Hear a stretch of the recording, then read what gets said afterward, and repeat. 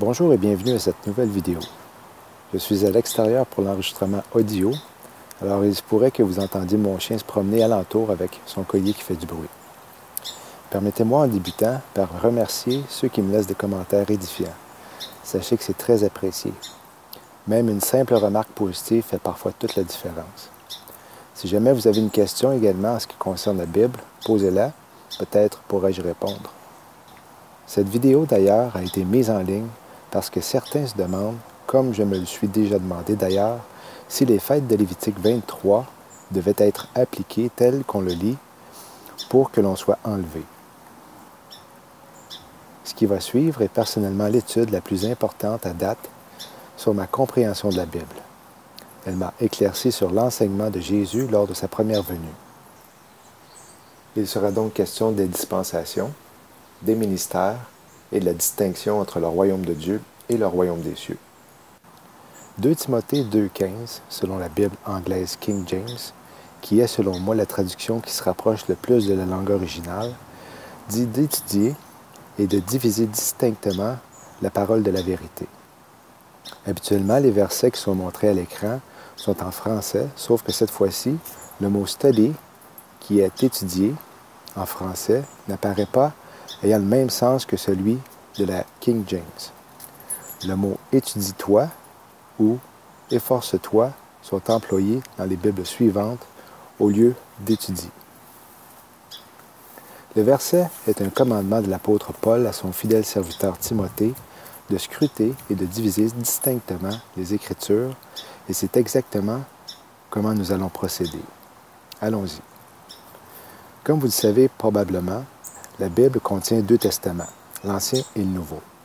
C'est à la mort du testateur, Jésus-Christ, que le Nouveau Testament est entré en action.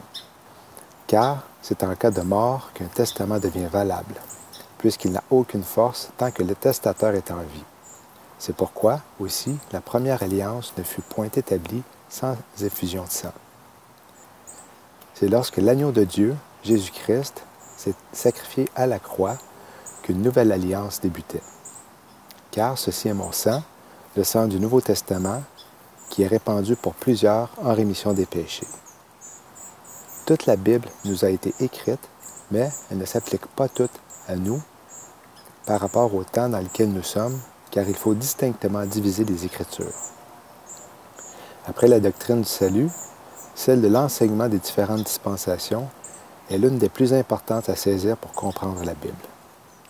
Nous devons connaître quelle est la dispensation dans laquelle nous sommes, parce que Dieu place l'homme devant la responsabilité d'accepter ou de refuser la révélation qui lui est offerte selon la période de temps dans laquelle il est. Il existe plusieurs dénominations aujourd'hui du fait qu'ils ne reconnaissent pas ou choisissent la dispensation dans laquelle ils veulent bien être. Les Écritures nous en révèlent 8.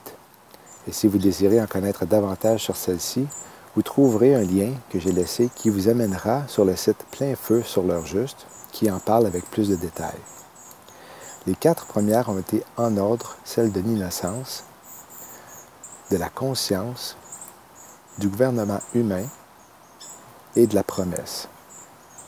Ensuite, Dieu a choisi Moïse pour celle de la loi, pour que le peuple juif en fasse l'observation. La première venue de Jésus-Christ, jusqu'à sa mort à la croix, est survenue durant cette période pour l'accomplir parfaitement et y mettre fin. Ne vous imaginez pas que je suis venu pour abolir ce qui est écrit dans la loi ou les prophètes. Je ne suis pas venu pour abolir, mais pour accomplir. Car le Christ a mis fin au régime de la loi pour que tous ceux qui croient soient déclarés justes. La dispensation de la loi faisait en sorte que c'est par les œuvres que le salut était possible. Cette période de temps était de faire pour être sauvés, mais maintenant, nous sommes sous une nouvelle dispensation, celle de la grâce et de croire en ce que Jésus a fait pour nous. Ce n'est plus de faire, mais de croire pour avoir la vie éternelle. Sachant que l'homme est justifié non par les œuvres de la loi, mais par la foi en Jésus-Christ, nous avons nous-mêmes cru en Jésus-Christ afin d'être justifiés par la foi en Christ, et non par les œuvres de la loi, parce que nulle chair ne sera justifiée par les œuvres de la loi. Jean-Baptiste est arrivé en scène dans une période transitionnelle juste avant le début du ministère de Jésus. Il y eut un homme envoyé de Dieu, son nom était Jean. Celui-ci vint pour rendre témoignage de la lumière, afin que tous crurent par lui. Il prêchait de se faire baptiser d'eau et que Jésus était l'agneau de Dieu. Pour ma part, je ne le connaissais pas, mais c'est afin de le faire connaître à Israël que je suis venu baptiser d'eau. Et voyant Jésus qui marchait, il dit, « Voilà l'agneau de Dieu. » Après la mort de Jésus, donc sous le Nouveau Testament, l'apôtre Pierre et les apôtres ont eu comme commandement d'aller vers les Juifs seulement, leur rappelant qu'ils avaient crucifié Christ en prêchant de se repentir et de se faire baptiser dans l'eau afin de recevoir le Saint-Esprit. Voici donc tout ce que le peuple d'Israël doit savoir avec une entière certitude. Dieu a fait Seigneur et Messie ce Jésus que vous avez crucifié. Ce discours toucha profondément ceux qui l'avaient entendu. Ils demandèrent à Pierre et aux autres apôtres, « Frères, que devons-nous faire? » Pierre leur répondit, « Changez et que chacun de vous se fasse baptiser au nom de Jésus-Christ, pour que vos péchés vous soient pardonnés. Alors vous recevrez le don du Saint-Esprit. » Actes 7, 51 à 60 a été la dernière chance pour les Juifs d'accepter Jésus comme leur Messie. Ô vous, hommes obstinés qui, comme de véritables incirconcis, gardez votre cœur et vos oreilles fermées, vous résistez toujours à l'Esprit Saint. Vous ressemblez bien à vos ancêtres. Y a-t-il un seul prophète que vos ancêtres n'aient pas persécuté? Ils ont tué ceux qui annonçaient la venue du seul juste. Et vous, maintenant, vous l'avez trahi et assassiné. Oui, vous avez bien reçu la loi de Dieu par l'intermédiaire des anges, mais vous ne l'avez jamais observée. À ces mots, ceux qui siégeaient au grand conseil devinrent fous de rage. Ils grinçaient des dents contre Étienne. Mais lui, rempli du Saint-Esprit, leva les yeux au ciel et vit la gloire de Dieu, et Jésus debout à la droite de Dieu. Alors il s'écria, « Écoutez, je vois le ciel ouvert et le Fils de l'homme debout à la droite de Dieu. » À ces mots, ils se mirent à vociférer et à se boucher les oreilles. D'un même élan, ils se ruèrent sur lui, le traînèrent hors de la ville et le tuèrent à coups de pierre. Les témoins avaient déposé leurs vêtements aux pieds d'un jeune homme nommé Saul. Pendant qu'ils jetaient des pierres sur lui, Étienne priait ainsi, « Seigneur Jésus, reçois mon esprit. » Puis il tomba à genoux et, de toutes ses forces, lança un dernier cri, « Seigneur, ne leur demande pas compte de ce péché. » Après avoir dit ces mots, il expira. Comme nous venons de le lire, le ciel s'est ouvert, la gloire de Dieu resplendissait et Jésus était debout à la droite du Père, offrant une dernière opportunité aux chefs religieux de l'accepter comme leur Messie, mais en ont décidé autrement. Par la suite, dans Acte 9, Saul, qui avait été témoin de la lapidation d'Étienne, rencontre Jésus et reçoit un nouveau nom, celui de Paul, qui sera attitré autant aux Juifs que les gentils, ou, si vous préférez, les non-Juifs. Je vis au roi, en chemin, vers le milieu du jour, une lumière du ciel plus éclatante que le soleil, et qui resplendit autour de moi et de ceux qui m'accompagnaient.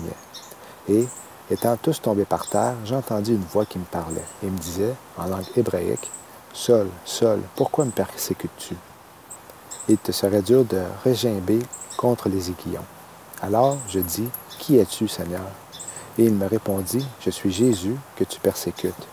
Mais lève-toi et te tiens sur tes pieds, car je te suis apparu pour t'établir ministre et témoin, tant des choses que tu as vues, que de celles pour lesquelles je t'apparaîtrai encore.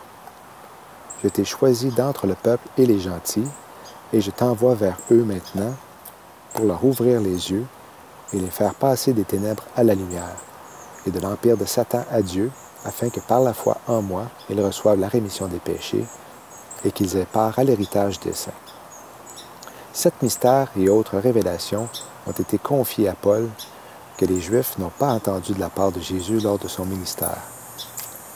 Si en effet vous avez appris quelle est la dispensation de la grâce de Dieu qui m'a été donnée pour vous, c'est par révélation qu'il m'a fait connaître ce mystère, comme je viens de l'écrire en peu de mots.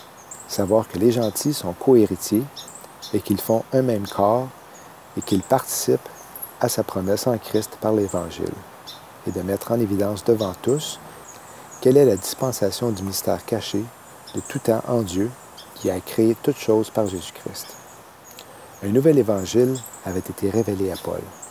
Il ne pouvait pas avoir été donné aux Juifs avant que Jésus ait été crucifié à la croix. Or, je vous fais savoir, frères, l'évangile que je vous ai annoncé, que vous avez aussi reçu, et dans lequel vous êtes, par lequel aussi vous êtes sauvés, si vous tenez ferme la parole que je vous ai annoncée, à moins que vous n'ayez cru en vain. Car je vous ai communiqué avant toute chose ce que j'ai aussi reçu, que Christ est mort pour nos péchés, selon les Écritures, et qu'il a été enseveli, et qu'il a été ressuscité le troisième jour, selon les Écritures. Jésus a dit à Paul comment être sauvé. Au début du livre des Actes, l'apôtre Pierre avait reçu comme mandat de prêcher la repentance et le baptême dans l'eau afin de recevoir le Saint-Esprit.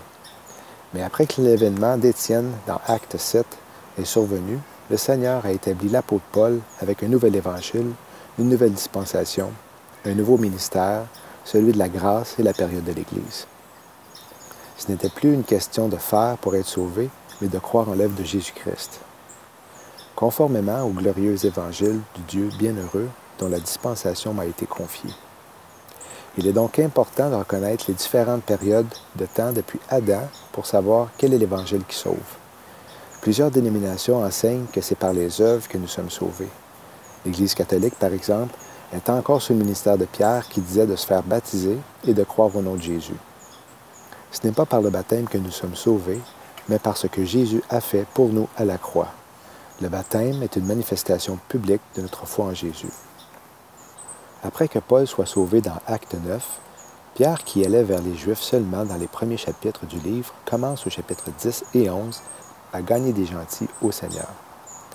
Alors Pierre prit la parole et dit, « En vérité, je reconnais que Dieu ne fait pas de favoritisme et que dans toute nation, celui qui le craint et qui pratique la justice lui est agréable. » Il continue en disant, « Jésus nous a ordonné de prêcher au peuple et d'attester que c'est lui que Dieu a désigné juge des vivants et des morts. Tous les prophètes rendent de lui le témoignage que toute personne qui croit en lui reçoit par son nom le pardon des péchés. » Paul en a même fait mention dans l'Épître aux Galates. « Mais quand je vis qu'il ne marchait pas de droit pied, selon la vérité de l'Évangile, je dis à Pierre devant tous, « Si toi qui es juif, vis comme les gentils, et non pas comme les Juifs, pourquoi contrains-tu les gentils à judaïser? Au contraire, quand ils virent que l'Évangile m'avait été confié pour les incirconcis, comme à Pierre pour les circoncis, car celui qui agit efficacement dans Pierre pour le rendre apôtre des Juifs, a aussi agi efficacement en moi pour les gentils, ayant reconnu la grâce qui m'avait été donnée. La loi montre que nous sommes pécheurs et Paul nous annonce que nous pouvons être sauvés par la foi en l'œuvre de Jésus. Que faut-il que je fasse pour être sauvé? Paul et Silas répondirent, « Crois au Seigneur Jésus et tu seras sauvé. » Jésus sauve à travers le ministère de l'apôtre Paul, et en voici 10 passages. Je vous le dis, à vous qui êtes d'origine non juive, en tant qu'apôtre des non-juifs, je me montre fier de mon ministère. Je vous en supplie donc, soyez mes imitateurs. Car ce n'est pas pour baptiser que Christ m'a envoyé, mais c'est pour annoncer l'Évangile, non avec la sagesse du langage, afin que la croix de Christ ne soit pas rendue inutile. Et que je n'ai rien caché des choses qui vous étaient utiles, et n'ai pas manqué de vous les annoncer, et de vous instruire en public, et de maison en maison, prêchant et aux Juifs et aux Grecs la repentance envers Dieu et la foi en Jésus-Christ notre Seigneur. Car je n'ai point honte de l'Évangile de Christ, car c'est la puissance de Dieu, pour le salut de tous qui croient, du Juif d'abord, du Grec ensuite. À celui qui peut vous affermir selon mon Évangile et la prédication de Jésus-Christ, selon la révélation du mystère caché pendant plusieurs siècles, mais présentement manifesté par les écrits des prophètes, selon l'ordre du Dieu éternel, et annoncé à toutes les nations, afin qu'elles obéissent à la foi. Paul a été choisi parce que les Juifs ont rejeté leur Messie. Tous, dis-je, donc seront jugés au jour que Dieu jugera les secrets des hommes par Jésus-Christ, selon mon Évangile. Souviens-toi de Jésus-Christ, ressuscité des morts, issu de la race de David, selon mon évangile. Nous l'avons déjà dit, et je le répète maintenant, si quelqu'un vous annonce un autre évangile que celui que vous avez reçu, qu'il soit maudit. Maintenant, est-ce la faveur des hommes que je recherche ou celle de Dieu? Est-ce que je cherche à plaire aux hommes? Si je plaisais encore aux hommes, je ne serais pas serviteur de Christ. Ainsi qu'on nous regarde comme des serviteurs de Christ et des dispensateurs des mystères de Dieu. Du reste, ce qu'on demande aux dispensateurs, c'est que chacun soit trouvé fidèle. Maintenant que nous avons établi que le ministère de Paul est pour les gentils et les Juifs qui reconnaissent ce que Jésus a fait à la croix, voyons maintenant quel était le ministère de Jésus. Le ministère de Jésus était différent de celui de Paul, tout comme celui de Noé, de Moïse, de Jean-Baptiste ou de Pierre. Jésus était juif et avant son sacrifice à la croix, son ministère s'adressait seulement aux Juifs. Ma mission se limite aux brebis perdues d'Israël. Il avait deux missions. La première était de se sacrifier à la croix. Car Dieu a tant aimé le monde qu'il a donné son Fils unique, afin que quiconque croit en lui ne périsse point, mais qu'il ait la vie éternelle. Sa deuxième mission était en tant que roi de régner sur terre. Des mages d'Orient arrivèrent à Jérusalem et dirent « Où est le roi des Juifs qui est né? » Le lendemain, une foule nombreuse de personnes venues à la fête apprirent que Jésus se rendait à Jérusalem. Elles prirent des branches de palmier et allèrent à sa rencontre en criant « Hosanna, béni soit celui qui vient au nom du Seigneur, le roi d'Israël. » Maintenant, est-ce que vous aviez déjà remarqué que la Bible mentionne qu'il existe un royaume de Dieu et un royaume des cieux? Ils n'ont pas les mêmes attributs. Le royaume de Dieu est spirituel. Il s'adresse aux Juifs et aux gentils qui ont mis leur foi en Jésus. Tandis que le royaume des cieux est littéral et physique. Commençons avec le royaume de Dieu. Car le royaume de Dieu ne consiste ni dans le manger ni dans le boire, mais dans la justice, la paix et la joie par le Saint-Esprit. Mais le fruit de l'Esprit, c'est l'amour, la joie, la paix, la patience, la bonté, la bienveillance, la foi, la douceur, la maîtrise de soi. Si nous vivons par l'Esprit, laissons-nous aussi conduire par l'Esprit. Or, la foi est une ferme attente des choses qu'on espère, une démonstration de celles qu'on ne voit point. La foi ne sera donc plus en jeu lors du règne de Christ, lors du millénium, car les gens qui vont avoir passé à travers les tribulations ou qui vont naître dans le millénium vont voir Jésus. Il ne sera donc plus question de foi, car ils vont pouvoir voir Jésus-Christ, le roi des rois, assis sur son trône à Jérusalem. Continuons avec d'autres passages mentionnant le royaume de Dieu. Mais cherchez premièrement le royaume de Dieu et sa justice, et toutes ces choses vous seront données par-dessus. Un jour, les pharisiens lui demandèrent quand arriverait le royaume de Dieu.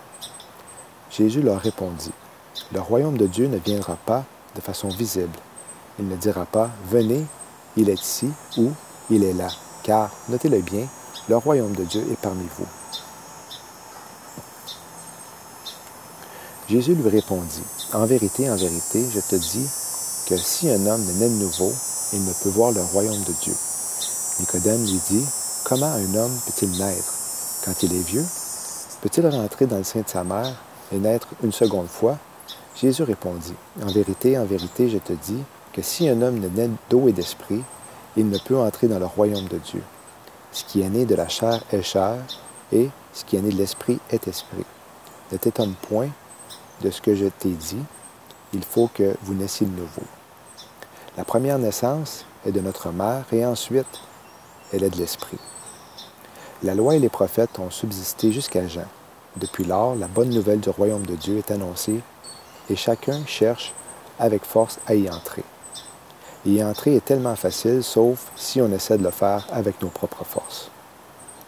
Et Jésus allait par toute la Galilée, enseignant dans leur synagogue, prêchant l'évangile du royaume de Dieu. Après qu'il eut souffert, il leur apparut vivant, et leur en donna plusieurs preuves, se montrant à eux pendant 40 jours et parlant des choses qui concernent le royaume de Dieu. Il est important de souligner que le livre des Actes ne mentionne jamais le royaume des cieux. Mais quand il leur crut à Philippe, qu'il leur annonçait la bonne nouvelle de ce qui concerne le royaume de Dieu et le nom de Jésus-Christ, ils furent baptisés, tant les hommes que les femmes. Fortifiant l'esprit des disciples, il les exhorta à persévérer dans la foi, et disant que c'est par beaucoup de tribulations qu'il nous faut entrer dans le royaume de Dieu. Les tribulations mentionnées si haut sont les tribulations du début de l'Église et non les tribulations après l'enlèvement de l'épouse de Christ. Mais je ne mets en peine de rien, et ma vie ne m'est point précieuse, pourvu que j'achève avec joie ma course et le ministère que j'ai reçu du Seigneur Jésus pour annoncer la bonne nouvelle de la grâce de Dieu. Et maintenant, voici, je sais que vous ne verrez plus mon visage, vous tous parmi lesquels j'ai passé en prêchant le royaume de Dieu. Et après lui avoir assigné un jour, plusieurs vinrent auprès de lui dans son logis, auquel il expliquait par plusieurs témoignages le royaume de Dieu, et depuis le matin jusqu'au soir, il les portait à croire ce qui concerne Jésus, tant par la loi de Moïse que par les prophètes, prêchant le royaume de Dieu et enseignant les choses qui regardent le Seigneur Jésus-Christ avec toute liberté de parler et sans aucun empêchement.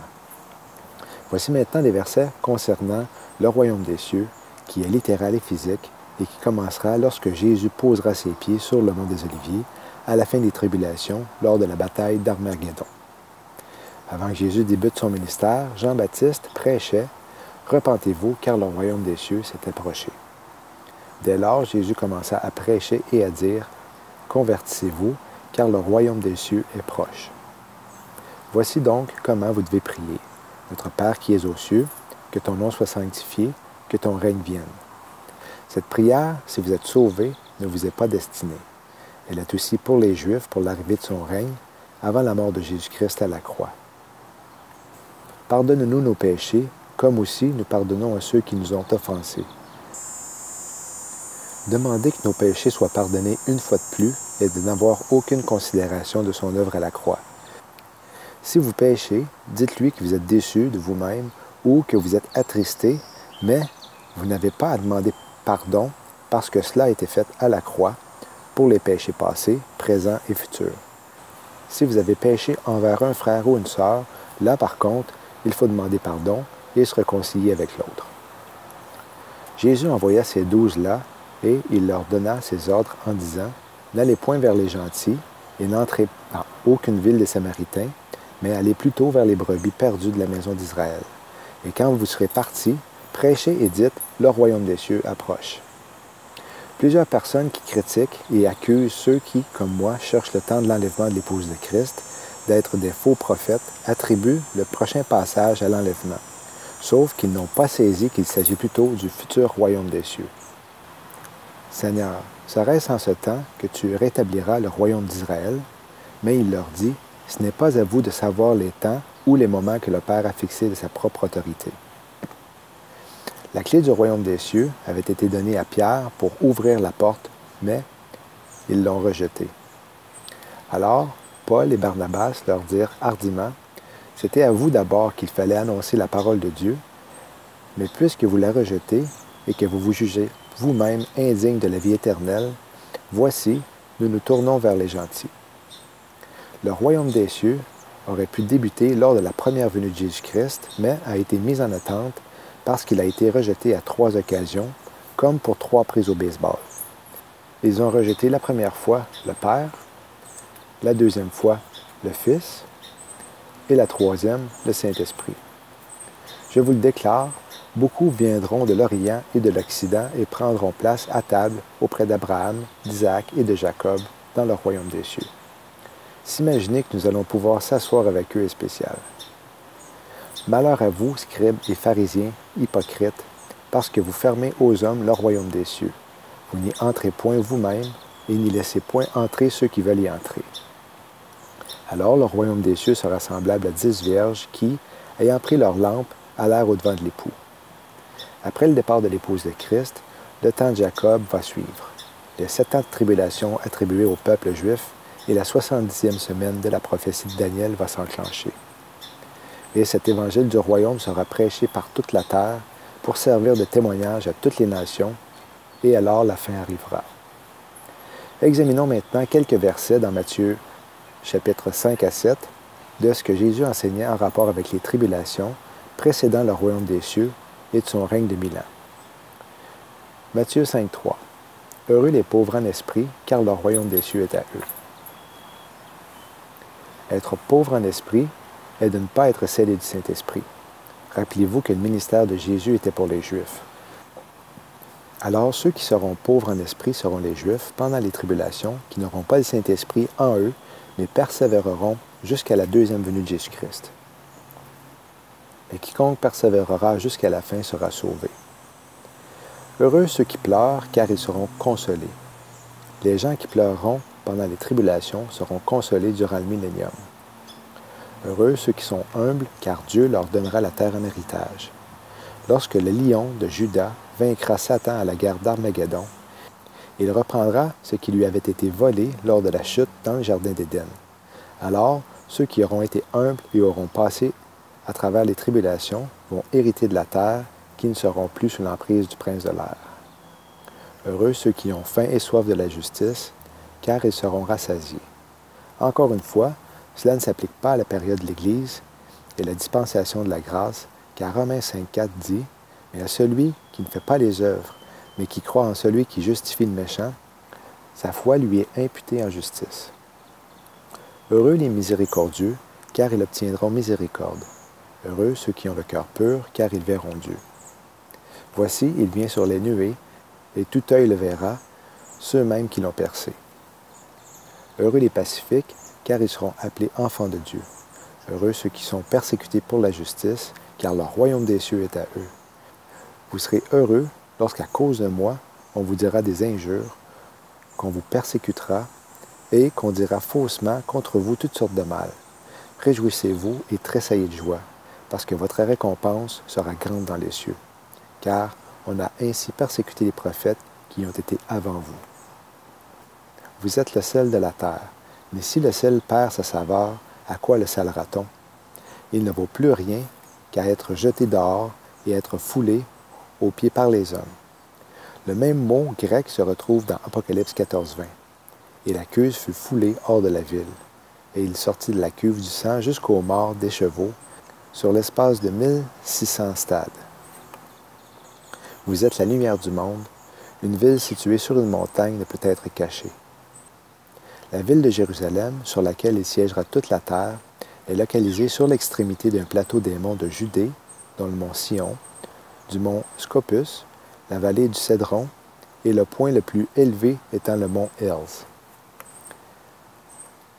Et on n'allume point une lampe pour la mettre sous un boisseau, mais sur un chandelier.